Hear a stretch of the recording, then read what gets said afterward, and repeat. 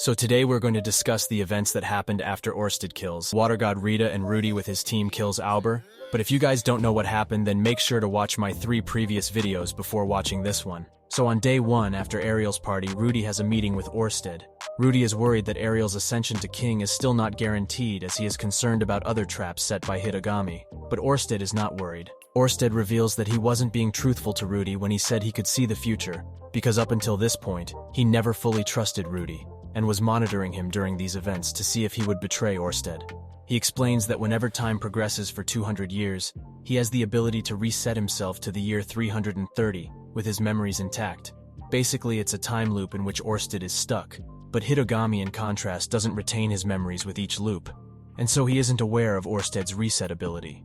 Orsted reveals that he has reset well over 100 times. Therefore, Orsted reassures Rudy that based on all the previous timelines that he has seen, Ariel is guaranteed to become king at this point. On day 3, Isolde visits Eris and Rudy in their home, which was gifted to them by Ariel. Isolde makes clear that she holds no grudge against Ariel or her faction for her master's death. Isolde also makes it clear that she came to visit only to see Eris. Eris and Isolde then spend some time together exploring the Imperial City, with Rudeus joining them as well, to make sure Isolde didn't try to attack Eris. On day 5, Rudy and Sylphie have dinner at the Boreas house. Eris was not invited as the Boreas are still wary of her, and are not interested in welcoming her back. On day 8, Tristina returns to the aristocracy. Ariel plans to use Tristina to broker deals with her group of thieves. Perugius returns to Sky Castle, where he can revive his 2 familiars who were killed. On day 9, Sylphie and Rudy meet Ariel. Ariel thanks Rudy for all his help, and admits that without his advice and help, she never would have gotten this far. Ariel asks if Rudy wants anything in return. Rudy asks for a license to sell his Supard race figurines and books, as well as workshops to help with mass producing. Ariel agrees to this request, and she likewise thanks Sylphie for guarding her for the past several years. So, with their work done, Rudy prepares to leave Asura Kingdom. So Ghislaine holds a sword training session with Rudy and Eris, just like the old days. They finish their training session with Ghislaine and Eris sparring. Ghislaine then says her goodbyes to Eris. Once Ghislaine leaves, Eris cries. Then before their departure, several nobles from Ariel's faction, who knew Sylphie, came to see her off. Luke says goodbye to Sylphie and Rudy as well.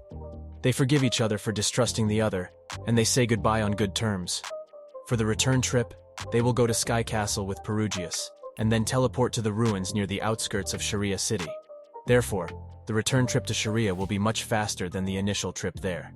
By the time they enter Perugius's castle, the sun had set, and so they spend the night there. Rudy speaks with Sylphie, and Sylphie expresses that she would like to spend more time raising their daughter Lucy, now that she no longer has the role of Ariel's guard. Sylphie states that she initially wanted to be like Eris, who is comparable to Rudy in terms of combat ability. However, she realizes this would be impossible for her at this point, and so she sets her new goal of focusing on raising her family. Rudy, Eris, and Sylphie return to Magic City Sharia after being gone for 2 months. Rudy is relieved to see that nothing has changed since he left and his family is still safe. Aisha and Linea welcome them home. Roxy's pregnancy continues to progress well, but she is ashamed of how her body has changed. She reveals to Rudy that she is particularly sensitive about the fact that her bell button is now protruding outwards, as she recounts how Rudy previously told her how her belly and navel were perfect. Rudy reassures her that she still likes her new navel. So Rudy hugs her growing belly, and Roxy welcomes him home. The next day, Rudy greets all his friends, Zenoba, Cliff, and Elise. He greeted Nanahoshi as well while back at Sky Fortress. He then visits his father's grave. There, Rudy speaks out loud all the events of the past 2 months. Rudy then reflects on the fact that he was very lucky this time to return with no casualties on his side. This journey had several lucky occurrences, such as Orsted appearing to kill the water god, and Auber carrying his venom's antidote on him, which saved Eris's life. He resolves himself to continue to get stronger, so that he can continue to protect his family, without being reliant on his luck. It has been 1.5 years, and Rudy trains with Orsted and improves his magic. He gets Saint class in fire, wind, healing and detoxification magic, as well as intermediate class god barrier magic. Rudeus performs various jobs assigned by Orsted to help various people, and those they helped now will become useful to Orsted in the future. Rudy has also renovated the hut that they use as their base and main office. The building has a conference room, sleeping room, and research room. It also has an armory, which also contains the magic armor, which has been successfully miniaturized. The basement has magic teleport circles which allow them to quickly travel to other major places around the world. Rudy's eldest daughter, Lucy, is now 3 years old. As Rudy is often away carrying out missions for Orsted, she often doesn't recognize him. Rudy has also brought Lucy to meet Orsted, and they get along very well, confirming that Orsted's curse doesn't affect Rudy's descendants. Roxy also gave birth. Although the delivery was complicated by shoulder dystocia, Roxy was able to give birth to a healthy girl whom they named Lara. Lara has blue hair like Roxy, and some family members worry that she may be bullied because of this. Elena Lise also gave birth, but without complications, to a healthy baby boy that they named Clive. Eris also wanted to have children, but was initially having difficulty conceiving. However, after taking a break from her training, she was able to conceive. The main cause of her infertility was likely due to her intense daily training. So Asura Kingdom's king, Ariel's father, has passed away from his illness, and Ariel will become queen soon. After Eris got pregnant, a letter was sent to Ghislaine informing her of this news. And after Eris's child is born, they plan to visit the Asura Kingdom to visit Ghislaine. Zenith still hasn't recovered her memory, and her emotions have stopped improving, and she still doesn't speak, and even Orsted does not have any clues regarding a cure for Zenith. Nevertheless, Rudy does not plan on giving up on restoring her memory. Sometime later, Rudy returns home from his mission. Aisha and Sylphie welcome him home. His toddler-aged daughter continues to be wary of Rudy, much to his disappointment. He finds out that Eris has recently saved Linea de Doldia from slave traders. Linea recounts her story of how she tried to become a merchant after graduating from school. She soon fell into debt after getting scammed and was sold into slavery. The slave traders then arrive at Rudy's home. They recognize that Rudy is a powerful person both in combat ability and in connections, and so they try to convince him to return Linea to them. They explain that the Boreas house has already bought Linea for 300 Asura gold coins. Rudy considers giving up Linea to the slave traders, but decides against it. He purchases Linea from the slave traders with 3 bags of magic stones, which are worth 1,500 Asura gold coins in total. Rudy confirms that the slavers don't also have Persina in their possessions. Rudy intimidates the slavers and gets the slaver to promise to also give him Persina if she ever becomes their slave. Trembling in fear, the slaver agrees and leaves. In return for saving her from slavery, it is decided that Linea will work as a maid in their house. Linea also recognizes the sacred beast Leo and is able to communicate with him. Later, Rudy meets with Cliff, and together they go to meet Orsted in the city outskirts. They are there to test Cliff's latest iteration of his curse suppression tool. Cliff has made some progress over the past year in suppressing Orsted's curse. Eris and Sylphie's attitude has softened toward Orsted from enemy of all living beings to evil boss, and it's all thanks to Cliff's suppression artifacts. Through his research, Cliff has also come to realize that Rudy lied about the fact that breaking the curse was related to Rudy trying to kill Orsted, and that Rudy was actually initially telling the truth about the fact that Orsted's curse caused living beings to fear and hate him. So with their testing done, Rudy and Cliff return to the university. Rudeus then goes to visit Zenoba. He sees Zenoba and Julie panicking over the fact that blood is flowing from her vagina. Rudeus reassures them that there is no wound to heal, and this was likely menstruation, and so he asks Ginger for help. So Cliff, Zenoba, and Rudy have lunch together, and they discuss the progress on the magic armor. Over the past 1.5 years, there have been several iterations to the magic armor. It has been miniaturized and requires much less magic to power it. It currently performs at the level of a Saint-class swordsman. They have also changed their Gatling gun to a shotgun, because firing off several bullets at once is helpful as a counter against Water God-style swordsmen. On the other hand, Zenoba only made little progress on his autonomous doll research, as he has devoted his time to the magic armor instead. However, Zenoba doesn't mind this.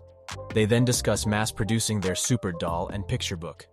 The limiting factor currently is that they don't have a shop where they can sell their product.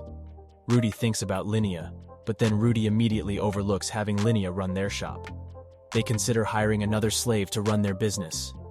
Rudy then goes home and is accompanied by Roxy and Norn. Roxy and Norn are getting along well. When they arrive home, Lucy greets Norn, but continues to hide herself from Rudy. Norn also finds out that Linea is now their new maid. Norn and Sylphie wonder if Linea will join Rudy's collection of wives. Aisha greets everyone and introduces Linea, who has donned a maid outfit similar to Aisha's. A few days later, Orsted arrives and gives Rudy his next mission, and he needs to depart in 3 days. Rudy goes home and sees Linea looking dejected by the front entrance. He enters his home and is greeted by Lucy, and it was a pleasant surprise for Rudy. He finds out that Eris has gone to the school to teach swordsmanship to Norn. Rudy goes to the backyard to find Aisha. Aisha is upset about the fact that Linea broke her favorite teacup. More than that, Aisha is upset at how Linea is doing a poor job as a maid, such as breaking dishes and getting her fur in the laundry, and the fact that she doesn't learn from her mistakes. Aisha is also upset at Linea's constant lighthearted tone, and how she never sincerely apologizes for her mistakes. Aisha asks Rudy to kick Linea out, and perhaps sell her to the Boreas house. As Linea is his friend, Rudy asks Aisha to forgive Linea, which Aisha agrees to do for now. At bedtime, Rudy is feeling horny as he hasn't had sex for over 10 days. Roxy and Sylphie aren't available as they are on their period, and they have a rule that pregnant women can't have sex, and Eris isn't available either. Linea invites him to have sex with her. Rudy considers it, but rejects Linea. She tried this since she wanted to become Rudy's fourth wife, which would also erase her debt. Rudy is concerned that if he has sex with Linea, it would only worsen the current family dynamics. On top of that, he wanted to just be friends with Linea. Rudy reflects on how several household members are unhappy since Linea arrived. He considers that the reason Eris went to teach at the school was to escape the unpleasant atmosphere at home. So Rudy decides to find a non-maid job for Linea. He considers various possibilities such as having her help Zenoba or Cliff's research, making her the merchant for selling the Super Tribe's book and doll sets, or making her Norn's maid, or an adventurer. He dismisses all those ideas as none seemed like a good fit, nor would they allow her to generate enough money to repay her debt. During lunch, Rudy discusses this with Cliff. Cliff suggests having Linea help with work at Orsted's office. After thinking about it, Rudy comes up with a new job for Linea, which is to recruit people to support his and Orsted's missions. He buys another building to make the new office, where Linea would work. He gets Aisha to supervise Linea, who reluctantly agrees. Rudy is then sent on a different mission by Orsted, and he completes his mission in 1 month. When he returns home, he finds out from Sylphie and Lilia that Aisha has been spending a lot of time with strange, shady-looking people wearing black cloaks. Sylphie directs him to the building where Aisha is, and Rudy goes to investigate. He goes inside the building and sees lots of people wearing black coats. There, Rudeus is brought to meet Aisha and Linea, and he discovers that they are the leaders of this organization. Aisha tells Rudeus that in the month that he had been gone, Linea was able to quickly recruit over 30 people to their organization. With so many members, Aisha sold the old building bought by Rudy and rented the current building. From Nanahoshi's recommendation, Aisha had all the members wear a single uniform, which ended up being the black coat with a yellow rat symbol sewed in to signify gray rat to build solidarity among the group. Next, Aisha considered what they could do with all these new recruits. As most members had no talents except for combat, so they decided to form a mercenary company. This new business, under Aisha's careful direction, had many job requests for bodyguard work and generated lots of income. Rudy is extremely impressed with all that Aisha has accomplished within a short time span. He notes that with this, it could be possible for Linea to repay her debt. Aisha reveals that a major part of her motivation for managing Linea's new business was to make sure Linea didn't fail and end up back at their home. The name of this company is Ruquag's Mercenary Company, with Ruquag being Rudeus's pseudonym. It has 50 current employees and is a branch company of Orsted Corp. As Rudy heads back home, Linea tells Rudy that she received a letter from the Great Forest. The letter says that the Holy Beast has disappeared, and so Rudy decides to go to the Great Forest to apologize for being the one responsible for the Holy Beast's disappearance. So Rudy goes to the Doldia village to explain the situation of the Sacred Beast, and he's accompanied by Linea and Sacred Beast Leo. They use Perugius's teleportation circles to get to the Great Forest. On arrival, they discover that it's rainy season, and the forest is submerged in over 5 m of water. Rudy makes a boat, and they make it to the Doldia village after a few days. Once they arrive, the villagers are surprised to see their sacred beast. They also recognize Linea, who is Gaius's daughter. They shame Linea for abandoning her duty to the village to become a merchant. Rudy goes to meet Gaius, who is now the village chief. Rudy notes that Gaius is much calmer now, compared to when they last met 10 years ago. Gaius is accompanied by Minitona and Terusena, who are hot-headed and remind Rudy of Gaius's old self. Rudy explains his situation, about how he is fighting a powerful enemy and summoned a being to protect his family, and Sacred Beast Leo ended up being summoned. Leo himself is able to communicate with the beast race, and so explains that Rudy's daughter Lara is special. It is revealed that Leo's purpose in life is to assist the person who will save the world. Leo believes that this person is Lara. Gaius expresses his surprise since he wasn't expecting this special person to appear for another 80 years. A possible explanation offered is that since Lara is half human and half elven, she will have a long lifespan, and so may need protection 80 years into the future. Gaius ultimately accepts Sacred Beast Leo's decision to live with Rudy and guard his family. He asks Rudy to bring Lara to the Doldia village for a ritual when she turns 15 years old. The conversation then shifts to the reason for Linea living with Rudy. Linea initially tries to lie, but Rudeus tells the truth about how she was scammed as a merchant, fell into debt, sold into slavery, and was ultimately bought by Rudy. Gaius then discusses who will go back with Rudy to help guard Sacred Beast Leo. Although Leo is unlikely to require protection, it is the Darudia tribe's duty to do so. Before any decision is made, Rudy asks about where Persena is. So he is brought to the prison, where Persena is currently being held. So Persena was actually performing a guard duty, but she gave in to her hunger, and she ate the meat that she was supposed to protect, and as a result, she was put into prison. Later, Rudy talks with her and Gaius, and they decide that Persena will become Sacred Beast caretaker for 10 years instead of staying in prison. So when Rudy, Linea, and Sacred Beast Leo leaves the village, Persena also comes with them. After returning from the Darudia village, Rudy wakes up early to do his normal training. He notes his family is sleeping peacefully. He sees that Persena slept in Eris's bed last night, where she was Eris's hug pillow, and so she complains of pain in her breasts and ribs. At breakfast, Norn discusses with the family what she wants to do when she graduates. She considers becoming an adventurer. Her family members don't forbid her from pursuing this, but express their concern. Then Rudy goes to see Orsted and reports on his past month's activities. He tells him about his new mercenary company, and also brings up the fact that Lara may be the savior. Orsted notes that in other timelines, the partner of the Sacred Beast was male, and that he defeated demon god Laplace when he revived. However, Orsted did note that Hitogami spent a lot of effort to prevent Rudy's and Roxy's fates from intertwining. Rudy speculates that perhaps his daughter has taken the original hero's place as the savior, and Orsted concludes that Lara will likely be a major obstacle for Hitogami in the future. So guys, that's all for this video, and if you enjoyed this video, then make sure to subscribe the channel for more.